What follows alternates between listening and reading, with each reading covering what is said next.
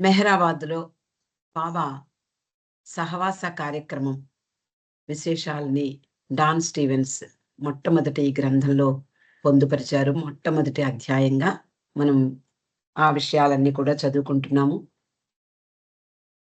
సహవాస కార్యక్రమంలో 5వ రోజు వాళ్ళందరినీ కూడా మెహరాజాద్ తీసుకువెడుతూ ఉన్నారు. అక్కడికి వెళ్ళిన తర్వాత బాబాను వాళ్ళందరూ కూడా దర్శించుకున్నారు. బాబా అక్కడ ఉండేటటువంటి ఆ ప్రాంతంలో తాను నివాస నివసించేటటువంటి ఆ ప్రాంతంలో ఉండేటటువంటి అన్ని గృహాలను చూపిస్తూ టెంబీ హిల్ అంటారు. ఏకాంతవాసం కొండ మీదకు ముందుకు నడిపించారు. ఆయన నడుస్తూ ఆ కొండ మీదకు ఎక్కడంతో అందరూ సహవాసీలందరూ కూడా ఎంతో ఉత్సాహంగా పైకెక్కారు. అక్కడ చూసినటువంటి విషయాలన్నీ కూడా మనము నిన్న చదువుకున్నాం. అలాగే బాబా అక్కడ వాళ్ళందరికీ కూడా చెప్పారు. నేనిక్కడ ఏకాంతవాసం చేశాను, ఉపవాసం చేశాను.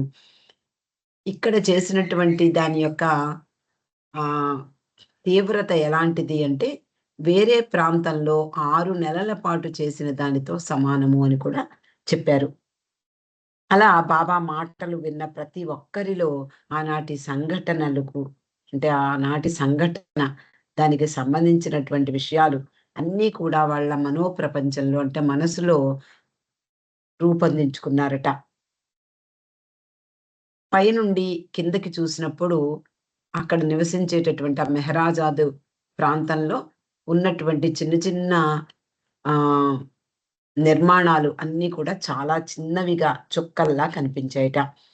హఠాత్తుగా అనేక సంవత్సరాలు గడిచిపోయినట్లు అక్కడ అంటే మనం నిన్న చదువుకున్నాం. ఆ కొండ మీద ఇటుక ఇటుక పరిచినటువంటి ఆ నేల కనిపించింది. అక్కడ అంతకుముందు 2 కుటీరాలు అంటే 2 రేకులతో చేసినటువంటి నిర్మాణాలు ఉండేవి అని కూడా బాబా చెప్పారు. అక్కడ వాళ్ళందరికీ కూడా ఒక భావన మొదలైంది. ఏమిటి అంటే అక్కడ ఎప్పుడో ఒకప్పుడు భవిష్యత్తులో 2 బాబాకు సంబంధించినటువంటి మందిరాలు నెలకొంటాయని, అది అక్కడ బాబా ఆరాధనా ప్రదేశాలుగా అందరూ ఎంతో ఆనందంగా అక్కడ బాబాను సేవిస్తారని వాళ్ళు ఊహించుకున్నారు. అలా వాళ్ళందరికీ కూడా హఠాత్తుగా కొన్ని సంవత్సరాలు గడిచిపోయాయి.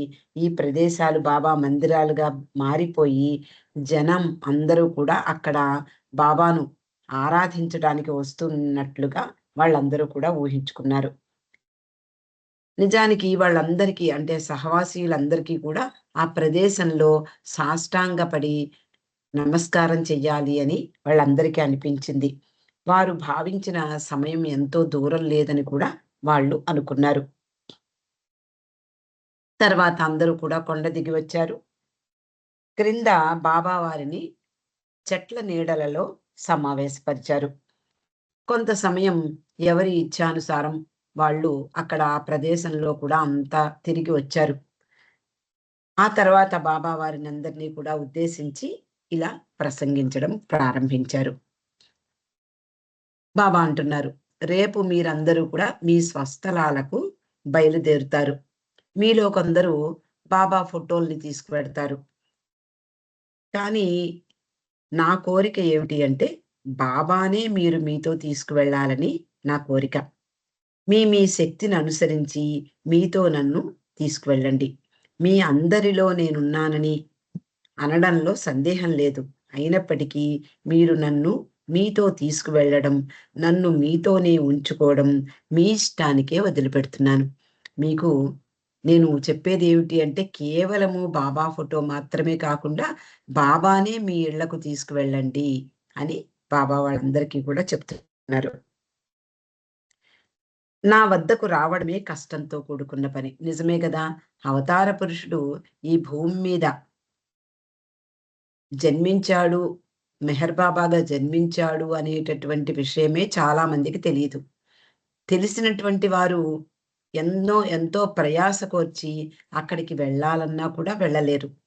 ఆయన ఇచ్ఛ, ఆయన సంకల్పం, ఆయన అభీష్టం ఉంటే ఆయన కృప ఉంటే అందరూ కూడా అక్కడికి వెళ్ళగలరు. నిజానికి ఎంత అంటే భగవంతుడు ఈ భూమి మీద దైవీ మానవుడిగా ఉదయించాడు అనేటటువంటి విషయమే చాలా మందికి తెలీదు. అలా తెలిసినప్పటికీ అక్కడికి వెళ్ళడం అనేది చాలా కష్టమైన విషయం. అదే ఆ విషయాన్నే బాబా చెప్తున్నారు. నా వద్దకు రావడమే కష్టంతో కూడుకున్న పని. అలాంటి కష్టాన్ని మీరు దాటి వచ్చారు. మీరందరూ కూడా చాలా అదృష్టవంతులు. కానీ మీరందరూ ఇక ముందైనా నన్ను దూరం చేసుకోకండి అంటున్నారు. ఎలా దూరమవుతారు అని మనం అనుకోవచ్చు. కానీ ఏదో కోరికతో ఇక్కడికి, అక్కడికి వెళ్ళడం ప్రారంభిస్తారేమో, అలా ఎప్పుడూ చెయ్యకండి. నన్ను మీతోనే ఉంచుకోండి అని బాబా చెప్తున్నారు. అంటే వేరే వేరే ప్రదేశాలకు అంటే ఎవరినో ఆశ్రయించి ఏవేవో కోరికలతో అక్కడికి వెళ్ళకండి. ఇక్కడ నుండి తిన్నగా మీ ఇండ్లకు తిరిగి వెళ్ళండి. నా కొరకు వచ్చారు. నా కొరకే తిరిగి వెళ్ళాలి. అలా నేరుగా ఇండ్లకు వెళ్ళాక తర్వాత మీరు మీ పనుల మీద ఎక్కడికైనా వెళ్ళవచ్చు. వ్యాపార విషయాల కారణంగాను, లేదా ఎక్కడైనా ఏ ప్రదేశాన్నైనా పర్యటించాలనే ఉద్దేశంతోనూ మీరు ఎక్కడికైనా వెళ్ళవచ్చు. కానీ ఇక్కడ నుండి మాత్రం మీ వ్యవహారాల్ని చూసుకునేందుకు వెళ్ళకండి అన్నారు. ఇదంతా ఎందుకు చెప్తున్నారు అంటే, అక్కడ సహవాసానికి వచ్చినటువంటి ఒక వ్యక్తికి బొంబాయి రావాల్సిందిగా టెలిగ్రామో ఏదో వస్తుంది. కాబట్టి అంత దగ్గరగా వచ్చాం కదా! బొంబాయి వెళ్ళితే మన పని కూడా పూర్తవుతుంది గదా! అని అనుకోవడం సహజమే. కానీ బాబా ఆ విషయాన్ని తెలుసుకున్న తర్వాత ప్రత్యేకంగా బాబా చెప్తున్నారు.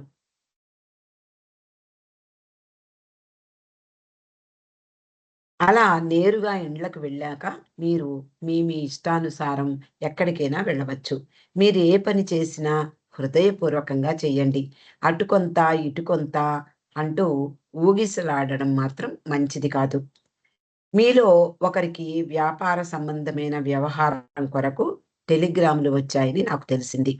బొంబాయి నగరానికి దగ్గరగా వచ్చాను కదా! పెడతానని చెప్పాడు ఆ వ్యక్తి.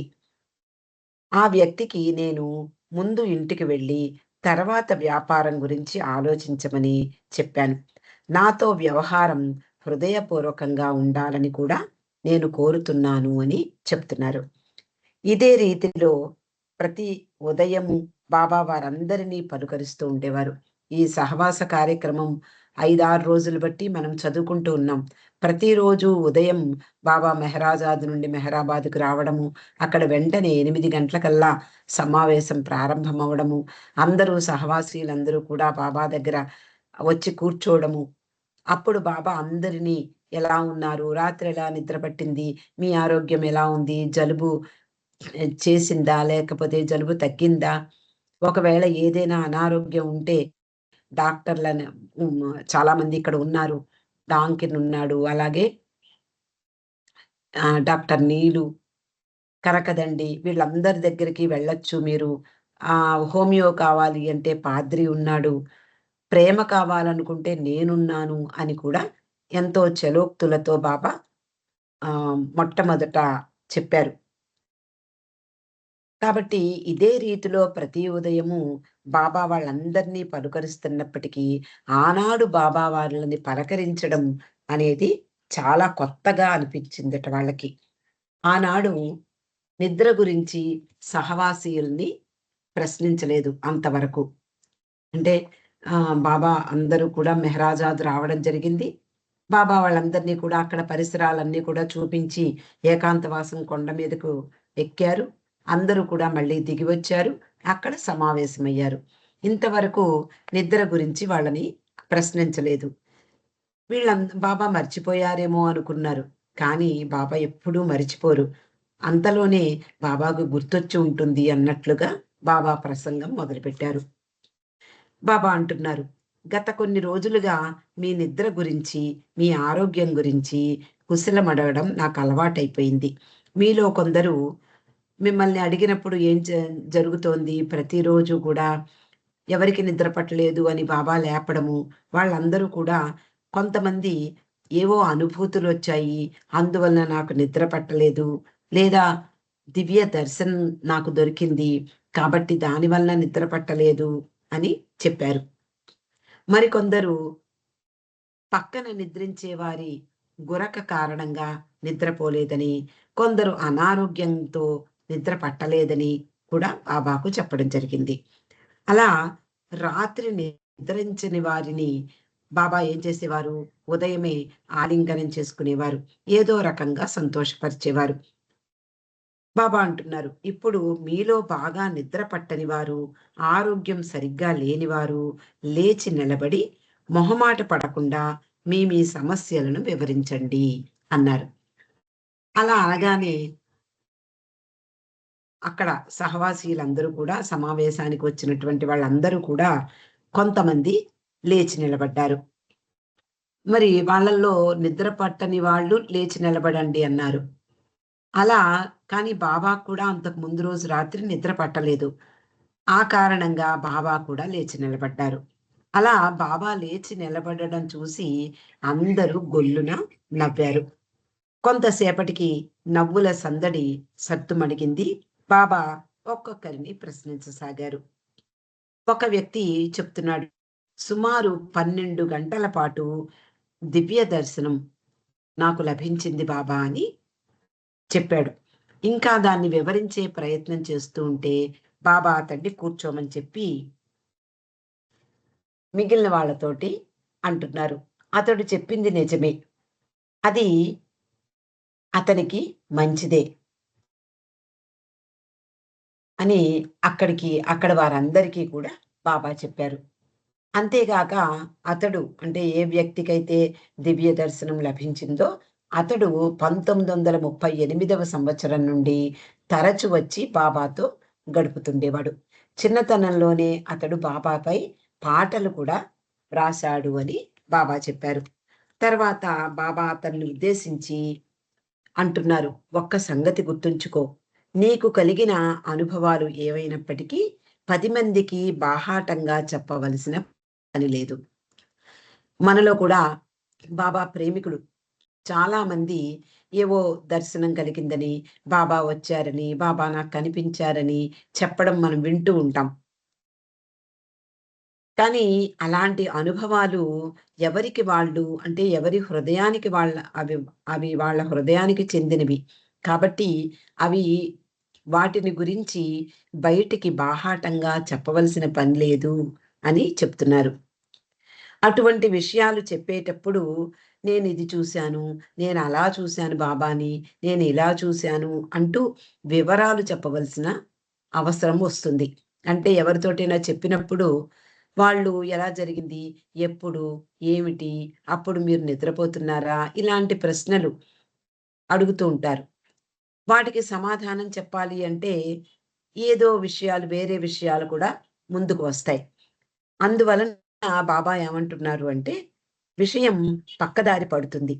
పొందిన అనుభవం యొక్క ప్రాధాన్యత తగ్గిపోతుంది. కాబట్టి జాగ్రత్త. అలా కాకపోతే అహం పెరిగిపోతుంది. అనవసరమైన వినాశనానికి దారితీస్తుంది అంటున్నారు. ఇంకా వాళ్ళకి ఇలా చెప్తున్నారు బాబా.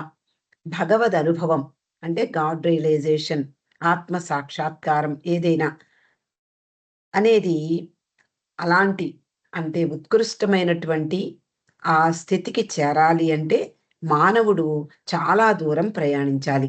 అంటే ఏవో కొన్ని అనుభవాలు వచ్చినంత మాత్రాన లేదా బాబా కనిపించారు అని అనుకున్నంత మాత్రాన భగవదనుభవం కాదది. ఆ విషయాన్ని బాబా చెప్తున్నారు. ఎవరైనా ఆ భగవదనుభవం పొందాలి అంటే చాలా దూరం ప్రయాణించాలి. అంటే అనేక లక్షల జన్మలు గడవాలి. అట్టి గమ్యం చేరే ప్రయత్నంలో మునులు, ఋషులు కూడా అహాన్ని ప్రకటించి పతనం చెందుతారు. అంటే అలాంటి అంటే ఋషులకు, మునులకు కూడా అహం అనేది అడ్డమొస్తూ ఉంటుంది. ఎప్పుడైతే అహం అనేది కనుమరుగై అది నిజ అహం అంటే సత్యమైన అహం అంటే నేనే భగవంతుడను అనేటటువంటి ఆ నిజ అహంగా మారినప్పుడు అదే భగవదనుభవం. అలా మారాలి అంటే అనేక జన్మలు గడవాలి. నా పట్ల మీకు గల ప్రేమను ప్రకటించకండి. అది మీలో ప్రబలమైనప్పుడు దానికదే స్పష్టంగా, నిరాడంబరంగా ప్రకటితమై ప్రకాశిస్తుంది.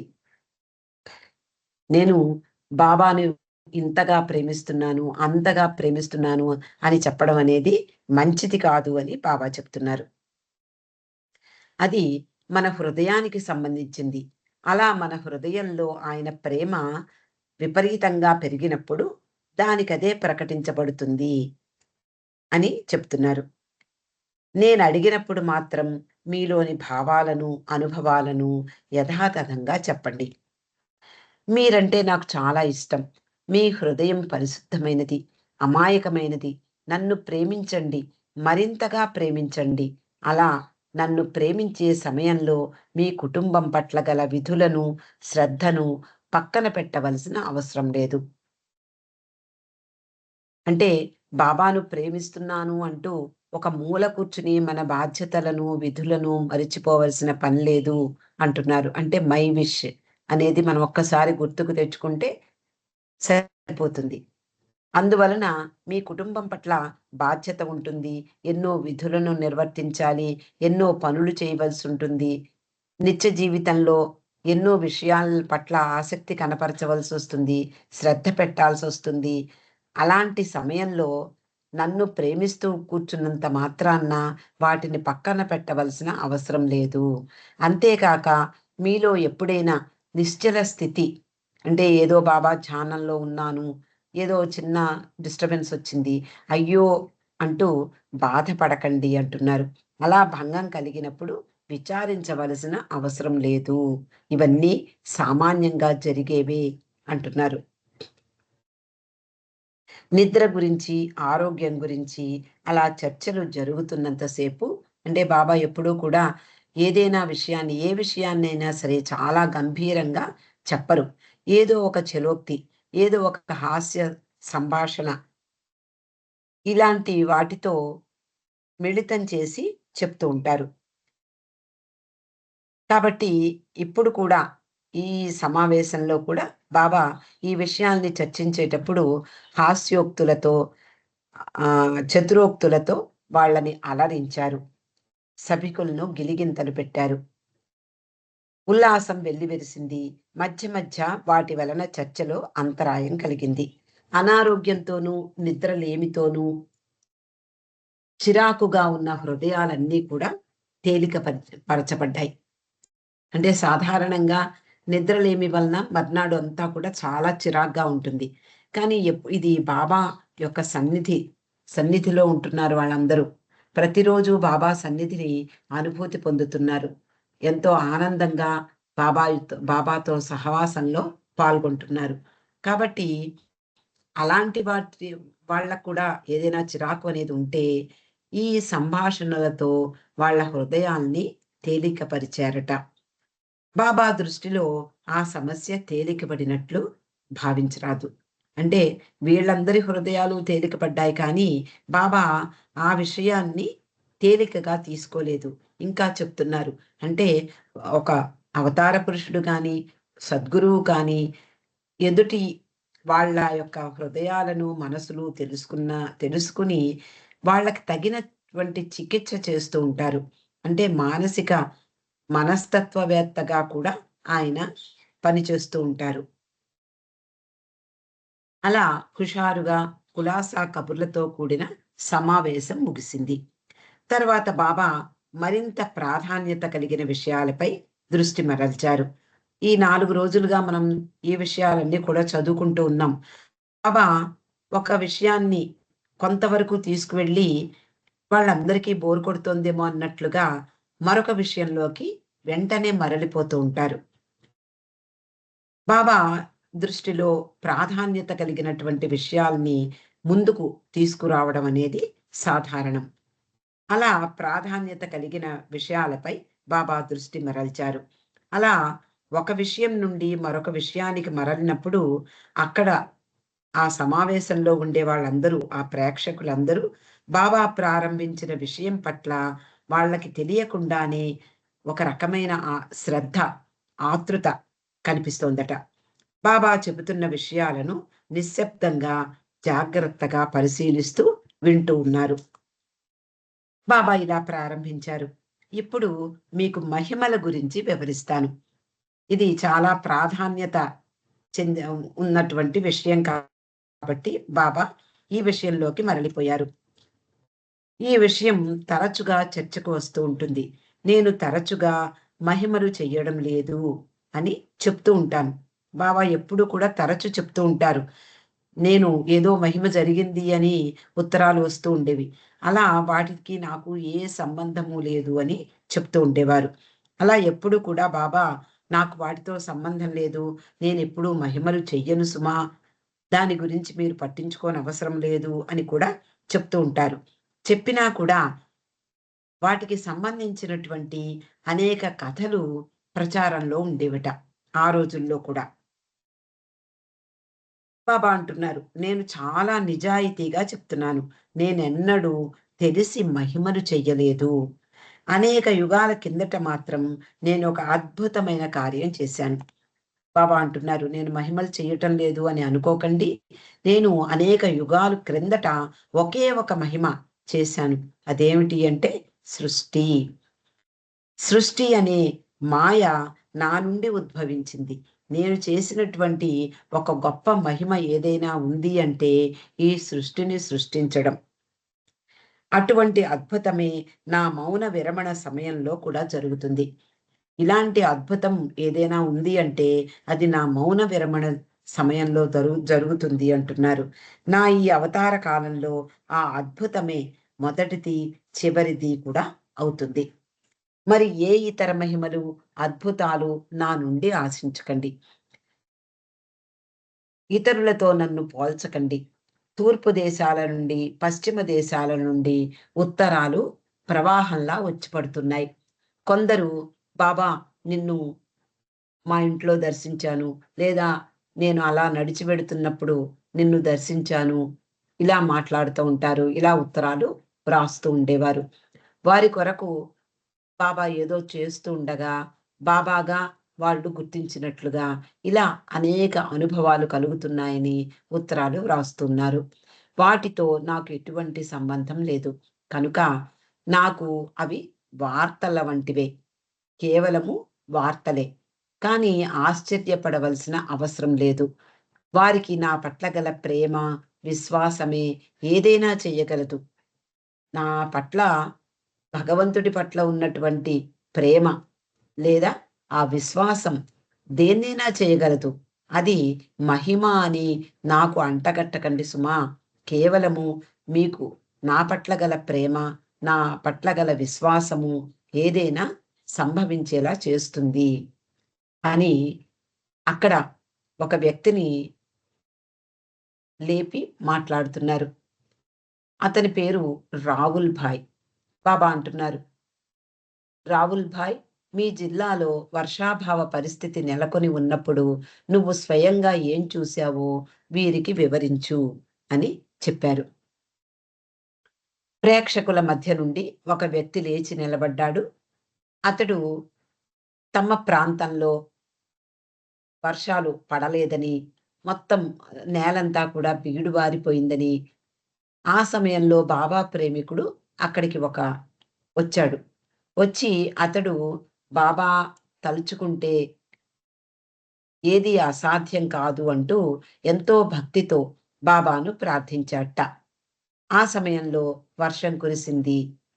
అక్కడ అందరూ కూడా ఆనందించారు అని క్లుప్తంగా తాను చూసినటువంటి విషయాన్ని వీళ్ళందరికీ కూడా వివరించాడు. వర్షం కురవాలి అని కోరుకున్న వారు వర్షం కురవడం వలన ఆనందించారు. బాబా ప్రేమికులకు ఆ సంఘటన మరపురాని సంఘటనగా మారింది. మళ్ళీ బాబా తిరిగి ప్రేక్షకులతో అంటున్నారు, "చూశారు కదా, ఈ రావుల్ భాయ్ అనే వ్యక్తి ఆ సంఘటనను తన కళ్ళతో ప్రత్యక్షంగా చూశాడు. కనుక అతనిని సందేహించనవసరం లేదు. అతడు ప్రత్యక్షంగా చూసింది చెప్పాడు కాబట్టి అదేదో కట్టుకథ అని మనం అనుకోక్కర్లేదు. అతని పట్ల సందేహం అక్కర్లేదు. అతడు నిజమే చెప్తున్నాడు. కానీ ఈ విషయం గురించి నాకెంత మాత్రం తెలీదు. వర్షం కురవడానికి నేను మాత్రం కారణం కాదు అంటున్నారు. నేను సంకల్పించినట్లయితే మీ ఎదురుగా ఉన్న ఈ హార్మోనియం దానికదే మోగుతుంది. ఎప్పుడైనా బాబా ఇచ్చ కనుక ఉంటే ఏదైనా సాధ్యమే. ఆ విషయాన్ని చెప్తూ మీ ఎదురుగా ఉన్నటువంటి హార్మోనియం ఉంది కదా! దానికదే పలుకుతుంది. నా ఇచ్చ ఉన్నట్లయితే. అది చూసి మీలో నమ్మకం ఏర్పడి నాకు విధేయులవుతారు. అంటే మహిమలు చూపకపోవడానికి కారణం ఏమిటి అంటే ఆయన సర్వశక్తిమంతుడు. ఏదైనా సాధ్యమే ఆయన తలుచుకుంటే. అందుకనే బాబా అంటారు, "ఒక రాయికి కూడా నేను భగవదనుభవం ప్రసాదించగలను నేననుకుంటే" అని. కాబట్టి ఏదైనా మహిమ జరిగినప్పుడు అంటే సపోజ్ ఇక్కడ బాబా చెప్తున్నటువంటి ఉదాహరణ ఏమిటి? మీ ఎదురుగుండా ఉన్న హార్మోనియం నా ఇచ్చ ఉంటే దానికదే మోగుతుంది. అది చూసి మీలో నమ్మకం గట్టిగా ఏర్పడి నాకు విధేయులవుతారు. కానీ మీ విధేయతకు కారణమేమిటి? హార్మోనియం మోగడం తప్ప నా పట్ల ప్రేమ కాదు. అందువలన మీ మీ యొక్క విధేయతకు కారణమేమిటి అంటే పాడుతున్న హార్మోనియం. మీ విధేయత ఆ హార్మోనియంకే కానీ నాకు కాదు. కాబట్టి ఏదైనా మహిమ జరిగితే దాని గురించే మాట్లాడుకుంటారు కానీ భగవంతుని యొక్క సర్వశక్తి గురించి మీరు అనుకోరు. గత 2 నెలల కాలంలో జరిగిన 2 సంఘటనలు గురించి మీరు తెలుసుకోవాలి అంటున్నారు. ఆ సంఘటనలు ఏమిటో మనము రేపు తెలుసుకుందామండి. అవతార్ మెహర్ బాబాకి జై.